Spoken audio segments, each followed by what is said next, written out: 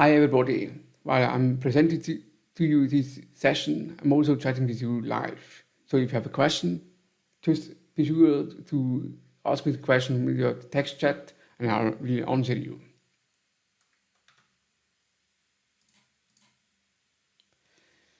So my name is Sauter.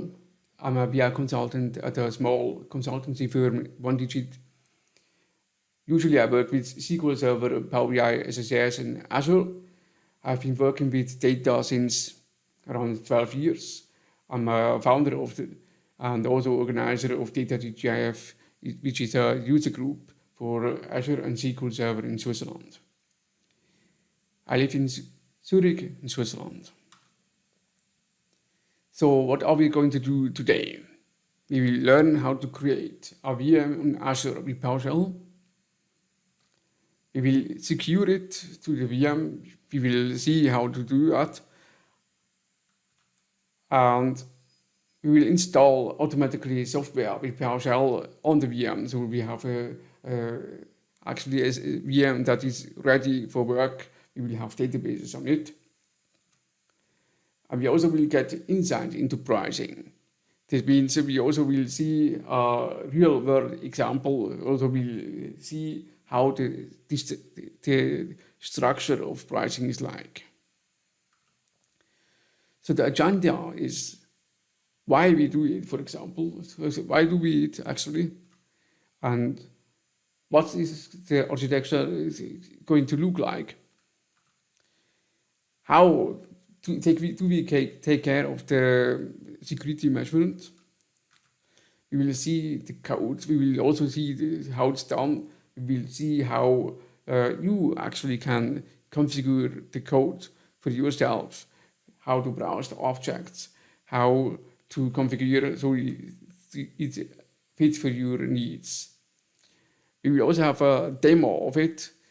The demo is basically a video that I'm showing you, so you don't have to wait 1 full hour for the whole process, but it actually would have to take for the whole process to provision the VM. That means to take care of to create the VM, to install software and everything that is related to takes about 1 hour. So I recorded a video for you that shows the most interesting stations of in creating of the VM.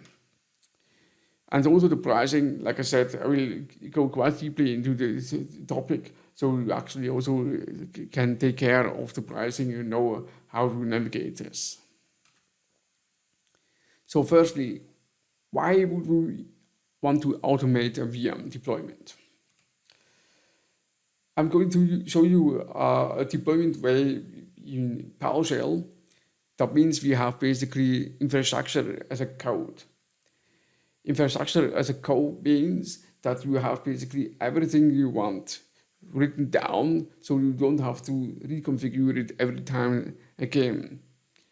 That means you have a reusability of the code, or even actually you can spread it across the organization. You could give it to colleagues who may not necessarily as knowledgeable as you, and just deploy it, to execute the code so that they can deploy a VM themselves. Just maybe they have to reconfigure something, some options, some variables, and they have a VM just like that very easily.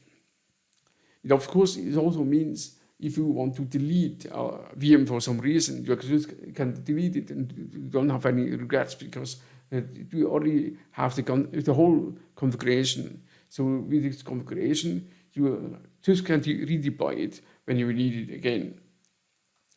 It also makes sense if you want to have just another VM for a test that you want to do in order not to destroy maybe your main development platform or something like this. So you actually just can test and put it somewhere else and delete it afterwards. It also can be useful if you have the idea to showcase to a customer or someone else, so you don't have to use the real VM. You actually just can use a VM that you set up, and the customer maybe can play around with it and delete something or add something. It won't harm you because it's actually just a VM that is exactly made for this. If you have the possibility to delete and redeploy again, then it also means you can save costs, because that way you also, if you don't have a VM, of course, you don't pay for it. So you have actually less costs. So if you know that you will not use the VM for some weeks, for example, then you just can delete it and redeploy it later again. So,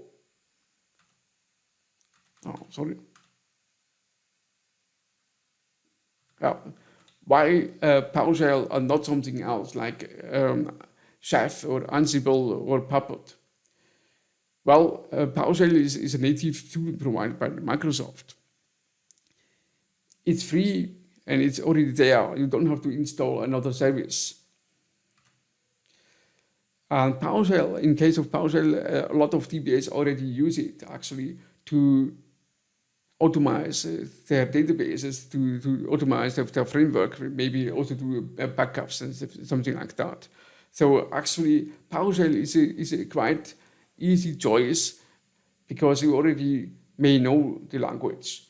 And this is, of course, something you can leverage off. Microsoft also has another possibility that is called ARM, Azure Resource Manager, and I will show you just after this slide why I'm not using it. Bicep is a very exciting new technology that Microsoft also provides, and it's a known language again, so you also have to learn a new language again. I'm not saying that PowerShell is fit for any use case. PowerShell actually makes probably most sense if you have a smaller and scaled use cases. So if you want to really deploy, let's say, a farm at once, or if you have a bigger use case that is maybe much more complicated, then maybe something like Ansible, Chef, Puppet, or Bicep, or something else could be the better option. So I don't think PowerShell, my solution here, is the solution for everyone. Although I've heard that actually also bigger companies are using this kind of solution as well. So I promised you that I will show you why I'm not using ARM. ARM is basically a JSON file that you also can download from Azure. So you have basically a template after you created your object. Here, in this case, a VM that you actually can reuse and redeploy. But if you want to alter it or you want to expand it, then it gets very, very quickly convoluted. And you see, this is a code here that we have. It's basically an introductory example by Microsoft, just to give you an example, also to see how JSON works a bit. We can see here it's already just by this example not very readable, not very human readable. It's more like for machine codes. So let's get to the architecture. And if you want to talk about the architecture, I think we should talk about the overview for Azure platform first. Most people usually, if they talk about Azure SQL, they talk about either platform as a service or edge computing like this. But this is not what we are going to cover today. What we are going to cover today is infrastructure as a service. So we basically have really the full control of your system. Basically, you have the full control of the system on the SQL Server level. You have, most importantly, also 100% compatibility of SQL Server. Still today, probably SQL Server has the most capabilities across other options on Azure options like Azure SQL.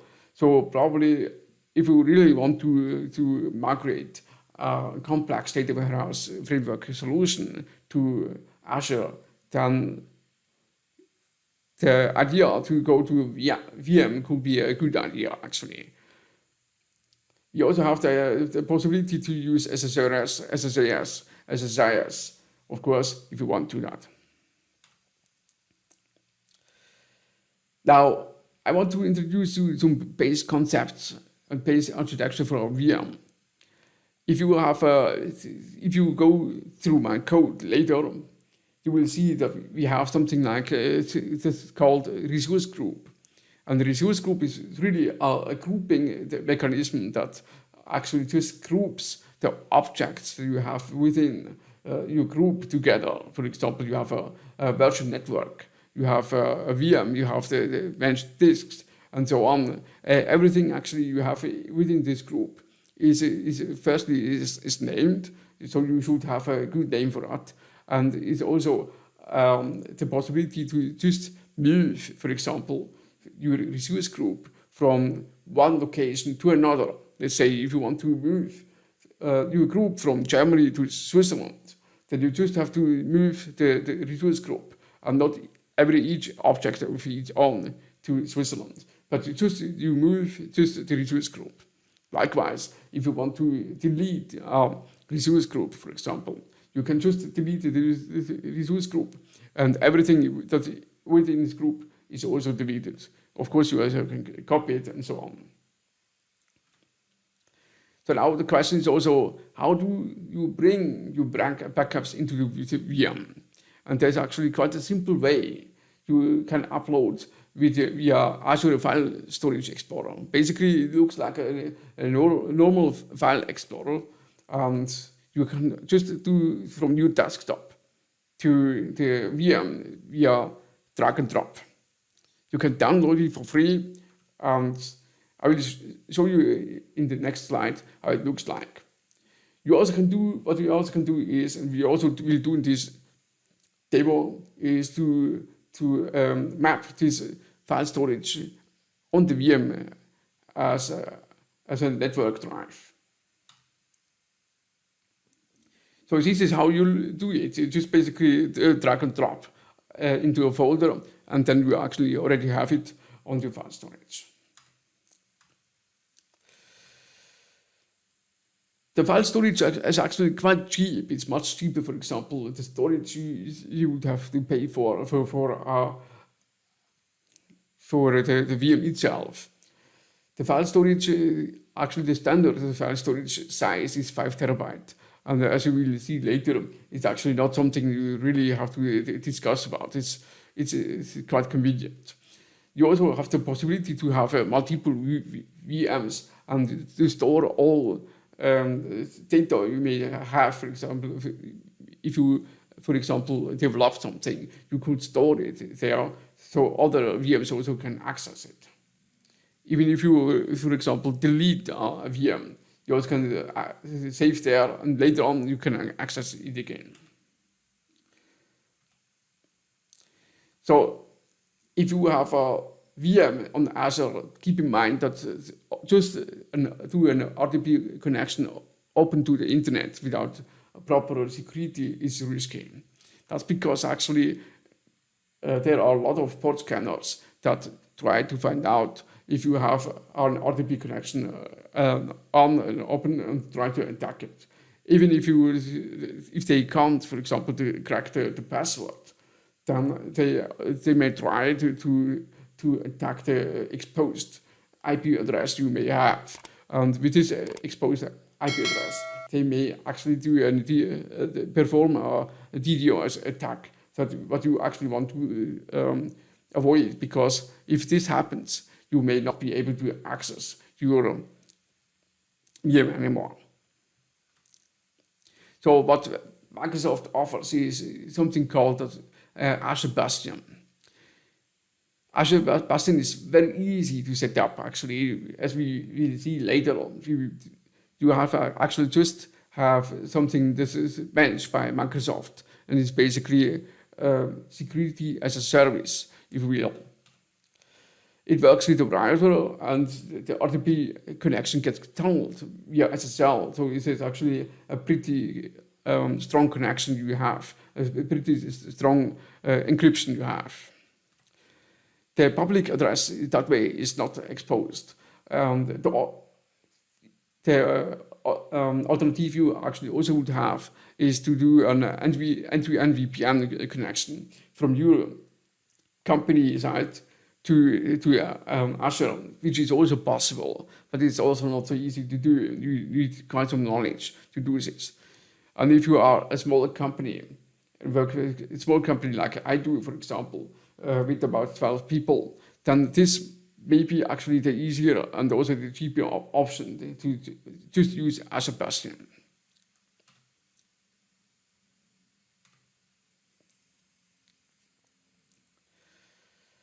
So Azure Bastion works like this. You actually just connect to the Azure portal, and within the Azure portal to get basically a button which you open, and with that you get basically a new browser tab open, and within the browser tab you actually can have the VM in it. You will see and do everything in the browser. So it's very easy and convenient technology.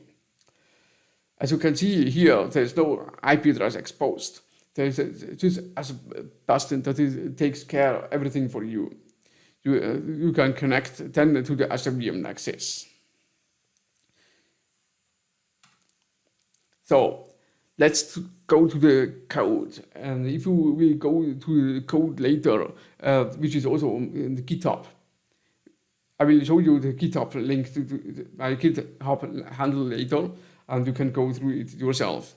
But the code is around 100 lines long, so I won't go through everything, all lines, just the most important lines that you maybe want to configure. And this deployment, again, takes around 1 hour. I'm only demoing the main points you have to take care of and also to configure. You just can take the code that I published on GitHub, and here you can actually just configure it to the need you have. So, like I said before, there's a location you might want to get. Keep in mind, later on I will browse through the objects, and I will show you how to discover objects. So you have to not to know everything you know yet. I'm just showing you some main points of you have to take care of. Of course, you have to take care of the location you want to pick for. Here I picked Switzerland North, which is actually Zurich, Switzerland. That's close to where I live. The resource group name, I already mentioned that we actually have a good name that we maybe remember later on as well. And keep in mind you have to have a good name for it, so that you also can differ it to discriminate it from other VMs you might make, so you know which resource group is which.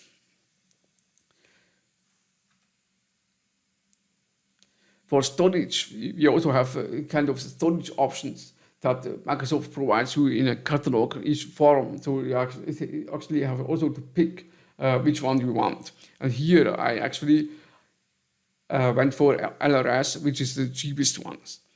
For this demo, I decided to go for a cheaper one here, because that's really enough for it. For networking options, I'm not going too far into this, because this is also quite complex here.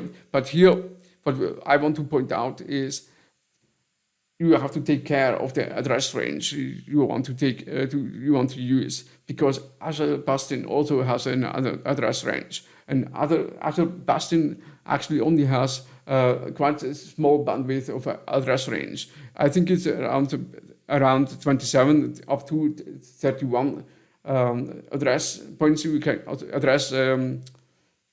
numbers you can choose from. But if you don't take care of it, then it actually won't work. And this is something you actually can stumble on.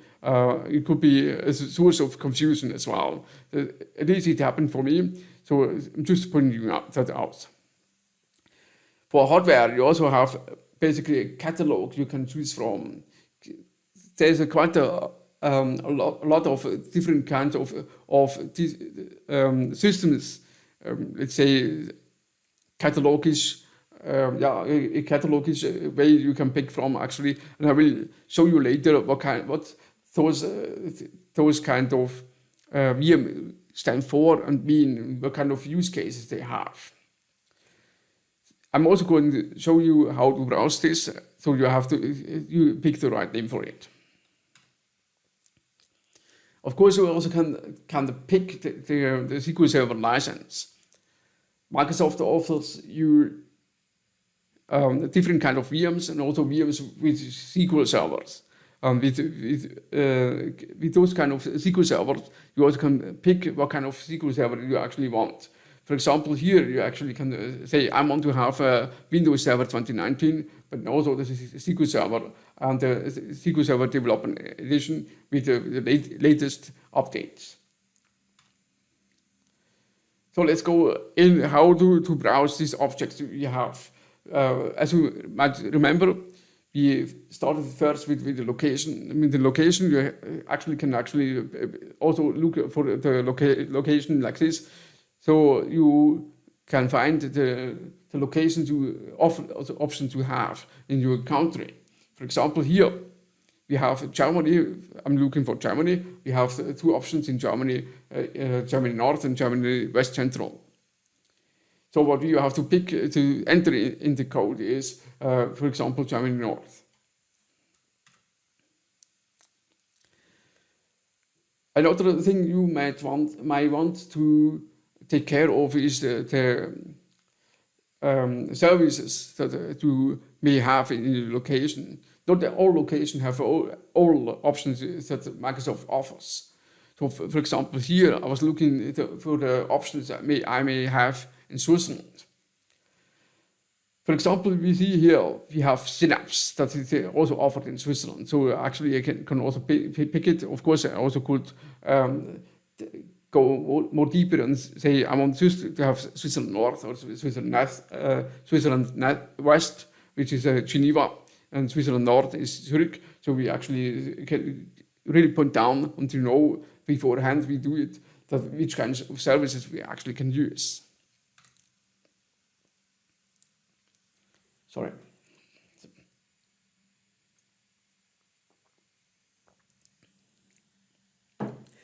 What we do here is we can look for specific sizes of CPU and RAM. We have here for Switzerland North, for Zurich, again, we have the idea that we want to have at least 16 cores and up to 32 cores. And we want to have a 64 gigabyte RAM up to 120 gigabyte RAM. And here, basically, with this search, we also can get out what kind of options, catalog options we actually have.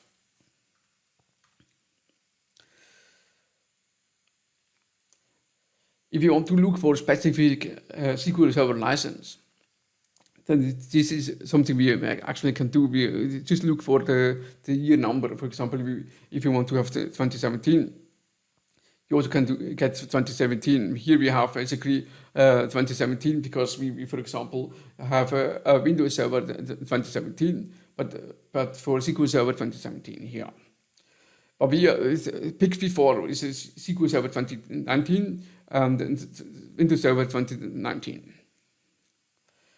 But we also have the options to pick, for example, Linux, like Red Hat Linux, Ubuntu Linux or SUSE Linux. You also can have actually bring your own license if you want. Those are licenses for SQL Server. So if you have an additional unused SQL Server, you might want to pick this option. So you actually also don't have to pay for the SQL Server license. And here we also can get the option for SQL Server Development Edition. Here we have actually just Germany West Central with the SQL Server here and this kind of offer. So those are the options we can pick from. We can also have SQL Server Web, SQL Server Standard, Enterprise, and so on.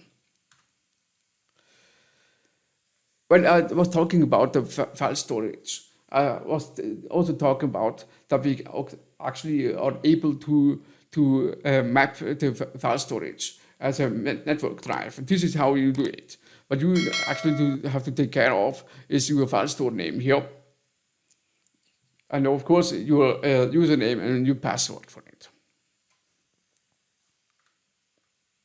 This is a code, by the way, you have to execute directly on the VM. So after you start it, basically, you have to, you should actually, one of the first things you should do is to map your networks. So you have the access to your backups. You may have, that you maybe have uploaded already and prepared. So that's how you can access it. Now I'm talking about how to install several software automatically. If you have Chocolatey, then you can actually just automatically install software very easily. Chocolatey is open source and free service that actually also has a professional paid service. But here I'm using a PowerShell solution that Chocolatey is based on PowerShell. And is open source and free, like I said, and can download and install software automatically. So you have just have pick software from a huge library and just install it. It's very easy and it's also secure because it also does checksums actually, and automatically for you. And if the checksum fails, it does not install it. So you have a bit more security with that, and in a lot of places in software that are in US, actually there's even antivirus that they run over it. Chocolatey has to be installed that way. It's just, it takes some minutes. If you install Chocolatey like this with PowerShell, then you have to just like this, and it also gets installed itself. If you need more information or you maybe other installation possibilities, then you can visit this website. Just to give you an idea how this is done, basically how this is performed. Basically, the basic syntax is like this: Choco install name of the software name, and in the end you have to should write -y.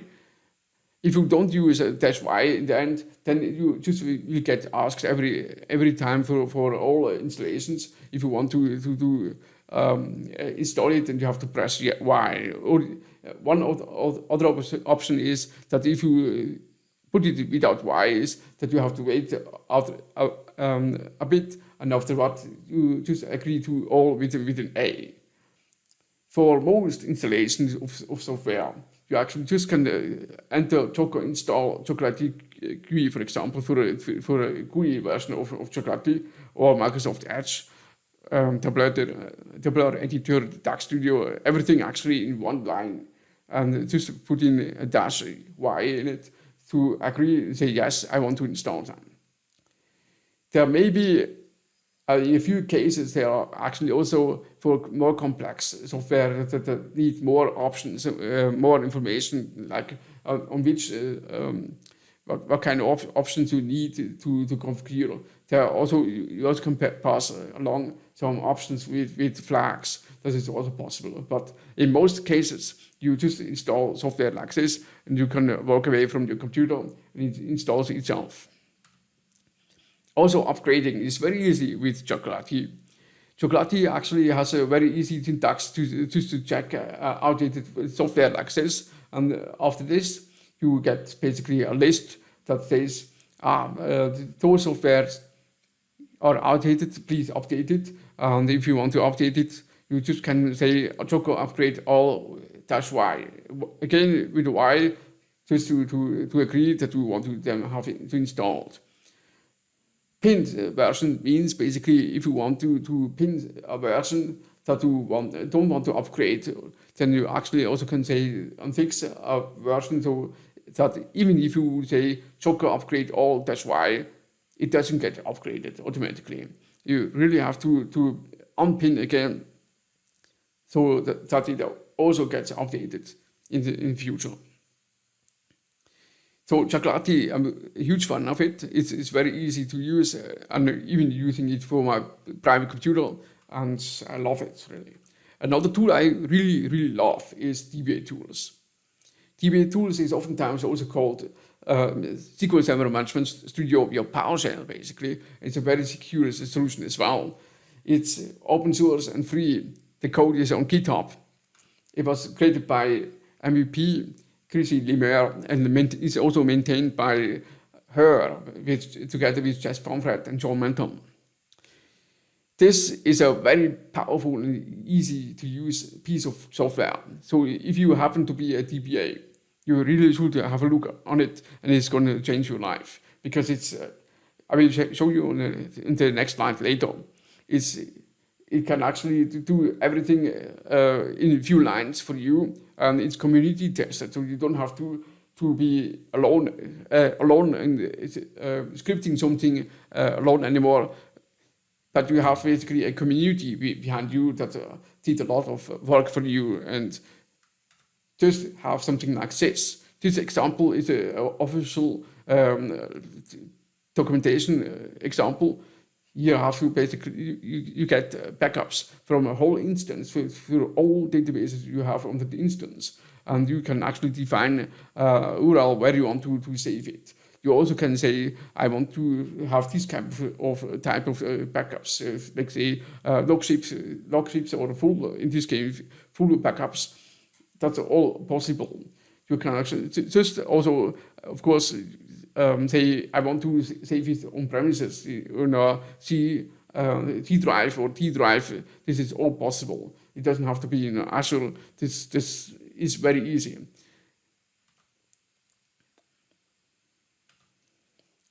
Now, if you have a VM on Azure, you might also want to automate the VM with itself. So, for example, it is possible to tell Azure to power off a VM at a given time. The idea is, if you do this, you may save money that way, because actually during the time that the VM is switched off, it doesn't use any CPU or RAM anymore. It just uses the space, basically. And during that time, it's only the space that's used. It doesn't use the CPU, so you can really save some money with it.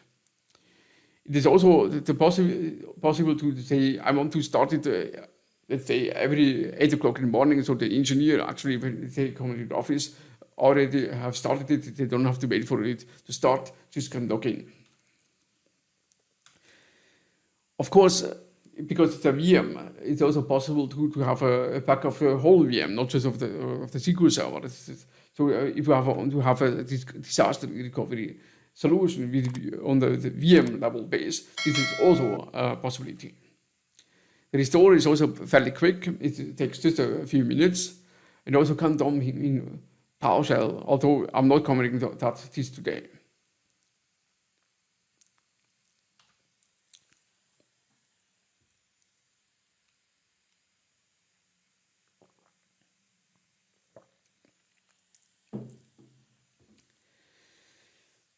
So now I'm going to show you the demo.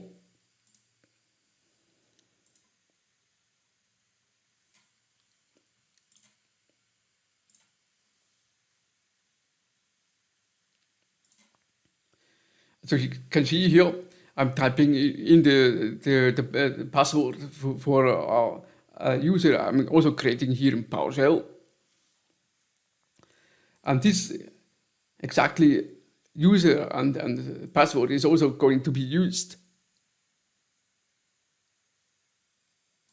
Here in Azure, we are here basically in Azure browser here. We can see this is the browser. So in the portal of Azure, we actually just have to type in the very exact username and password again. And that's how we connect to the VM. You see, I'm clicking on it, and next thing basically what happens. Oh,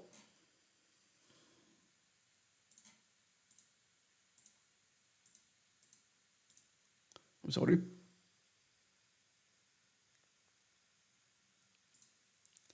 So what next thing happens is basically the SQL Server, the VM first starts, and after you get in,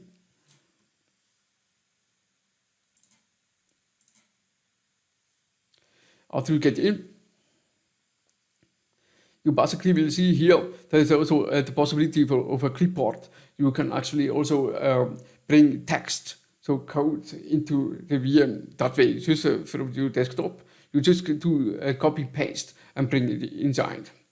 What you, however, can't do is to bring files into the VM like this that way.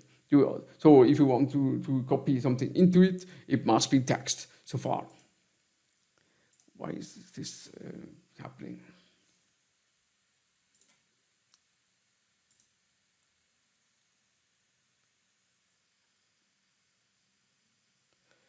So I was starting.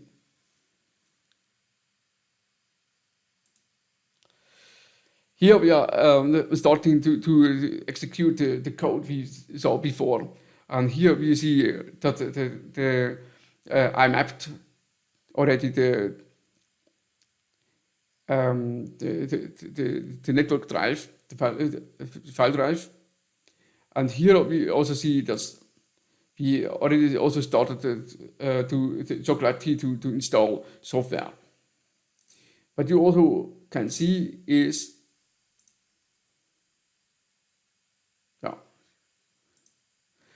what we also have to do, code office basically before we execute any script, we also need to set the execution policy to the remote site first. So we can actually install Chocolatey, for example. You have to install Chocolatey first.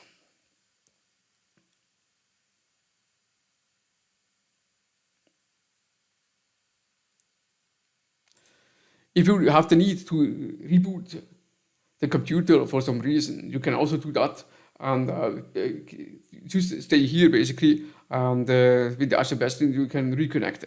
So you don't have to start the process from the start again.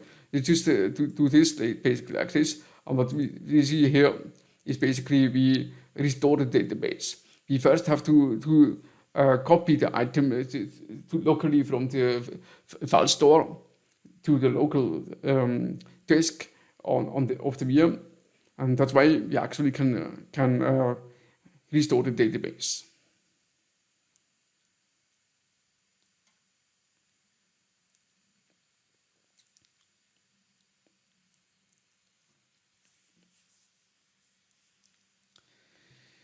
So I'm starting Azure Data Studio to show you that this installation and this backup, the whole process worked, and show you the first hits of the table.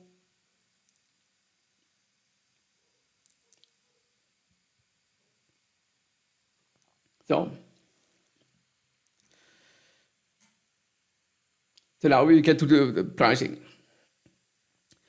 Pricing is quite complex actually in Azure. That has a lot of reasons, as we will see here. First off, we have basically 4 different types of pricing. It's pay as you go, reserve virtual machine instances, spot pricing, and bring your own license. I will go into the next slides. I will cover this topic. It also depends on the hardware you pick. So for each different kind of hardware you pick, you also may pay more or less.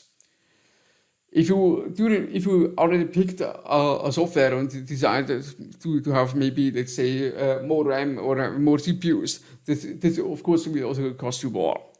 If you go down, scale down, it will also cost you less. So you also have some variabilities, even if you already have a VM. Also, a cost instance is of course a software license. If you have a SQL Server installed that you don't have, you don't bring your own license. You of course you buy actually a license with it. So I told you before that there are, Microsoft offers basically different types of VMs in a catalogish way, basically. And here I combined the list to show you what kind of options you basically have. What we see here is basically we have an A series up to N series for different servers. And generally, the lower you get, the more expensive it gets. As you can see here, it goes from the $2 US dollars to $16,000. So you have a very wide range of options you have. I chose for this demo the option which is a general purpose one.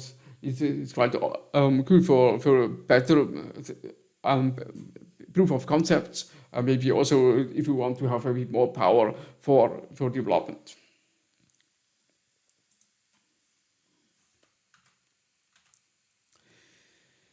Like I said before, pay as you go is basically the standard option you have. This is you only pay what and when you use. So basically, if you have a pay as you go, you just can check out and try out something, and also have the first installation. I would suggest just to have the pay as you go. It's very easy. It can be the cheapest if you only use it momentarily. If you just want to have some tests, then this is probably where you want to go, unless you want to go even cheaper, which I will cover later. But if you want to have something steady and that you always can go back with, then probably pay as you go is quite easy way to do it. It, however, also it could be the most expensive option if you always use it. So let's say if you want to use Azure throughout the whole year, then maybe this is not the best option, as you will see afterwards. But if you have a pay-as-you-go, like I already mentioned before, if you delete a resource, you won't pay for it anymore. So if you delete the resource group, everything that you deleted in it, you won't pay for it anymore, including, for example, Azure Bastion. If you go for reserved virtual machine instances, you can get actually quite cheaper.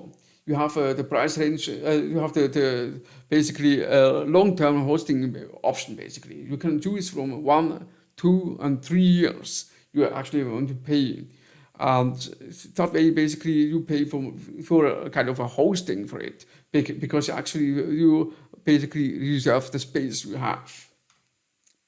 It can be up to 72% cheaper than pay as you go, because if you have pay as you go, you have basically just the idea that you actually can delete it. But with this option, you don't want to delete it anymore, but you have basically just the space rented that you already want to have. If you go for the Azure Hybrid, which means if you bring in your own license into the VM, you even can actually save up to 80% as compared to pay as you go.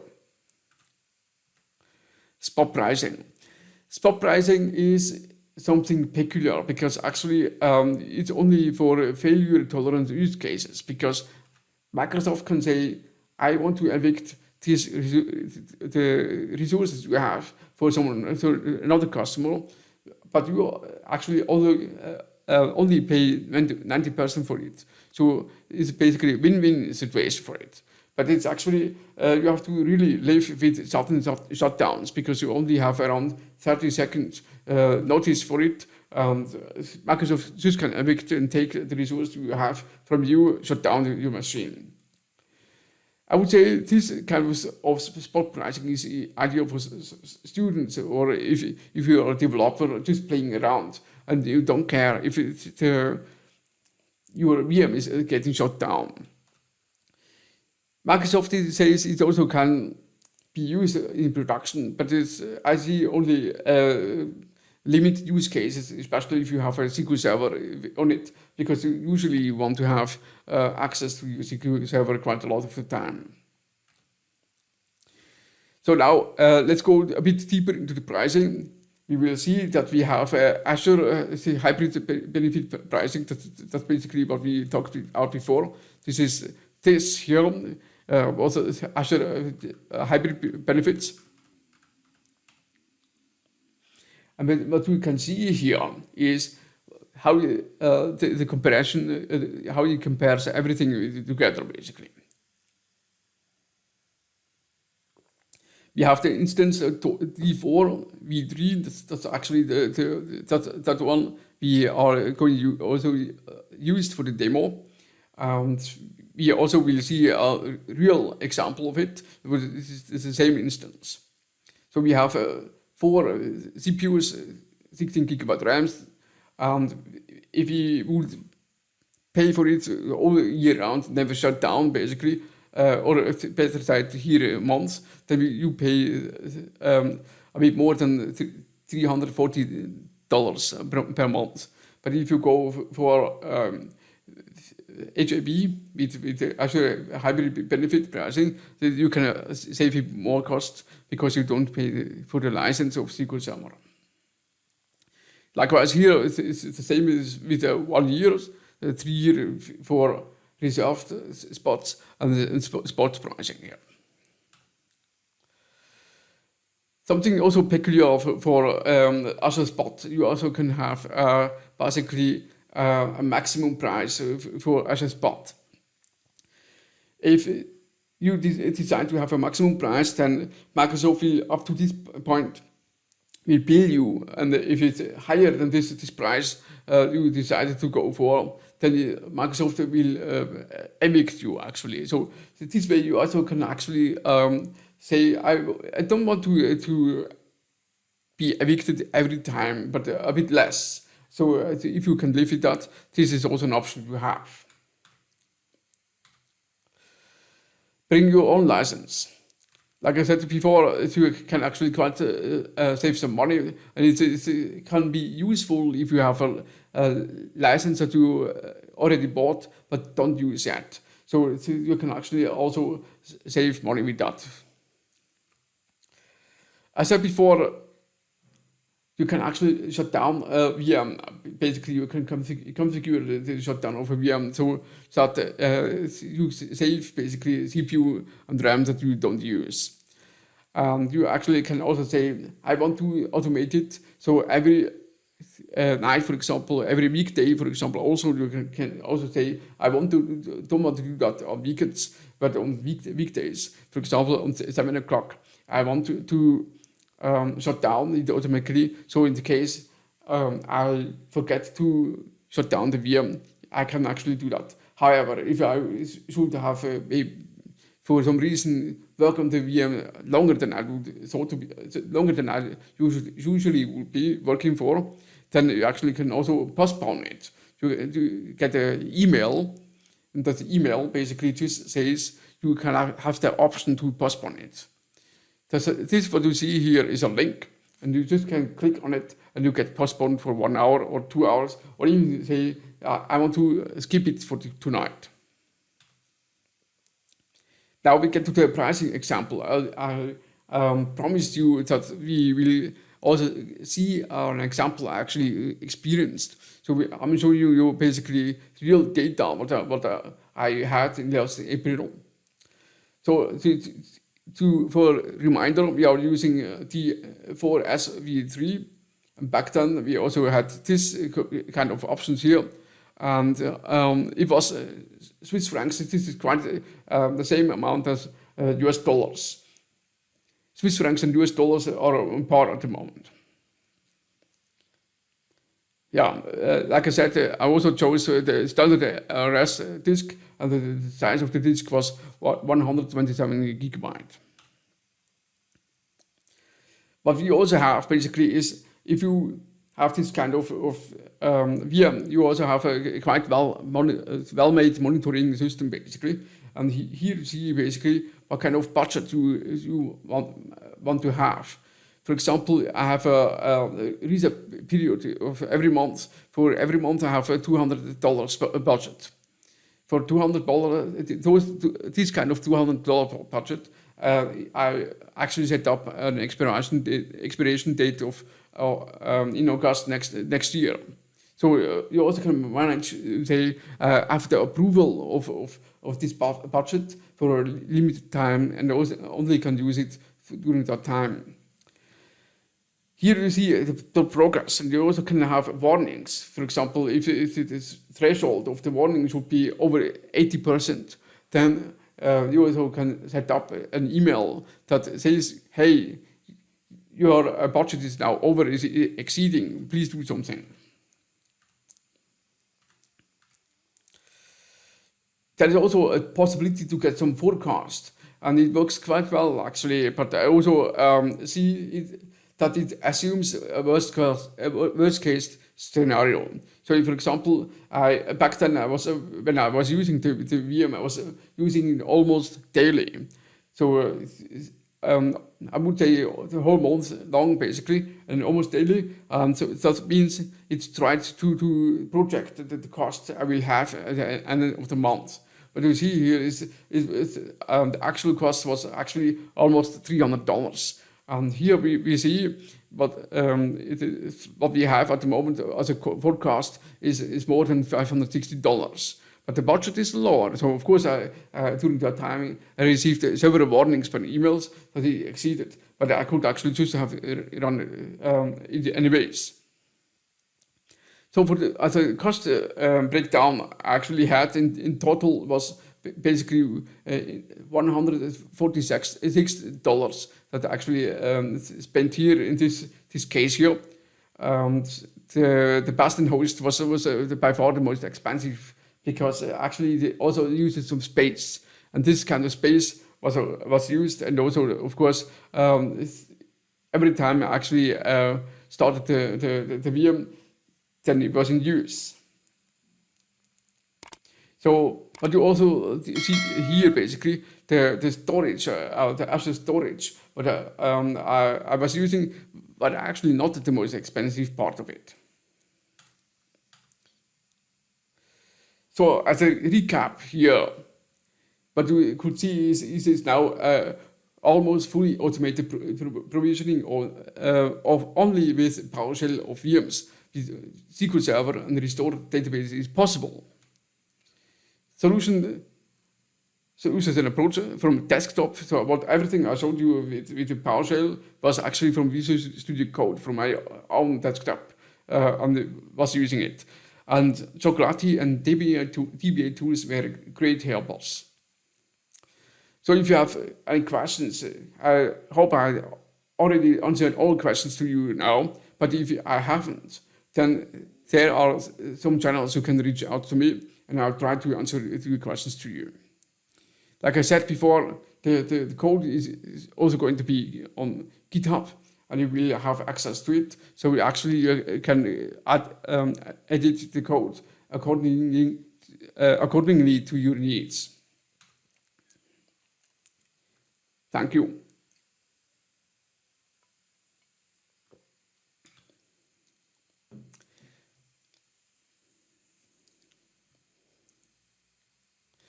Now I have 15 minutes more time to answer your questions.